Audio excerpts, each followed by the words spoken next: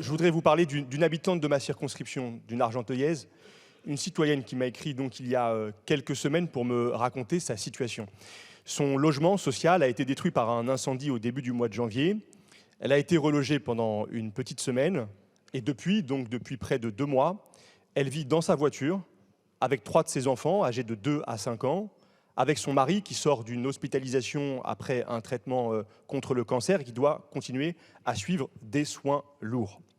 Cette personne est éligible au DALO, mais elle n'est pas relogée. J'ai interpellé il y a quelques semaines le préfet du Val d'Oise parce que dans le Val d'Oise, comme dans beaucoup de départements de notre pays, il manque de logements sociaux.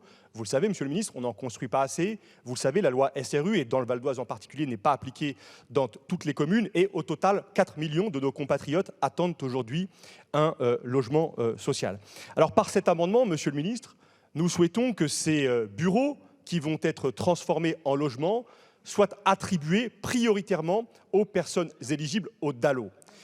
Je veux souligner que le droit au logement est un droit fondamental, c'est un droit constitutionnel. Depuis 2007, le droit opposable au logement garantit en principe qu'une solution soit apportée à toutes les personnes dans notre pays. Nous savons que ça n'est pas un droit qui est aujourd'hui effectif. À travers cet amendement, à travers cette mesure, nous pouvons progresser.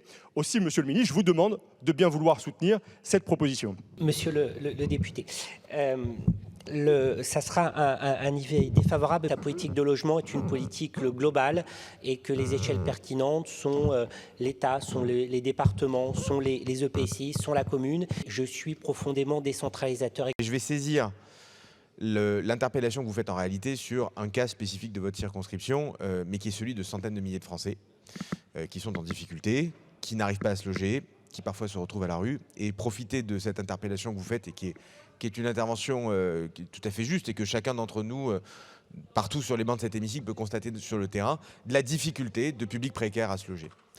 Je voudrais saluer le travail qui est fait par l'ADIAL, qui est une délégation qui s'occupe de l'hébergement et de la solution de logement et de l'accès au logement pour les publics précaires. Chaque jour, les équipes du ministère, en lien avec les associations sur le terrain et les effectifs, permettent de loger, d'héberger 200 000 personnes dans l'urgence. Chaque jour. Monsieur le ministre, je vous interroge sur le droit opposable au logement. Vous me répondez solution d'hébergement d'urgence. Monsieur le rapporteur, je vous interpelle sur un droit fondamental, constitutionnel, vous me répondez décentralisation. C'est 2 façons de ne pas répondre à l'amendement, au fond de l'amendement, qui consiste à faire advenir, à concrétiser un droit reconnu par la loi que vous savez aussi bien que moi ne pas être effectif. Monsieur le rapporteur, ce que vous dites est parfaitement faux. L'État a les moyens d'agir en matière de logement et de logement social. Je vous rappelle, monsieur le rapporteur, que le préfet dispose d'un droit de réservation de 30% du total des logements de chaque programme HLM.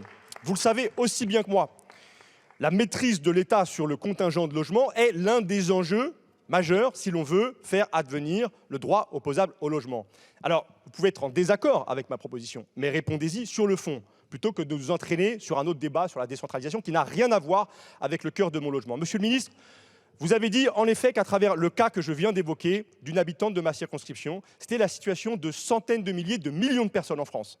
Et j'aurais pu faire la liste après cette dame qui vit avec 3 de ses enfants de 2 à 5 ans dans sa voiture, de familles avec des enfants en situation de handicap, dans ma circonscription là aussi, mais des milliers d'autres dans le pays qui n'ont pas de logement. Répondez à cette situation. Vous avez une loi qui va apporter un volant de logements supplémentaires, qui va nous permettre de créer un peu plus de logements sociaux.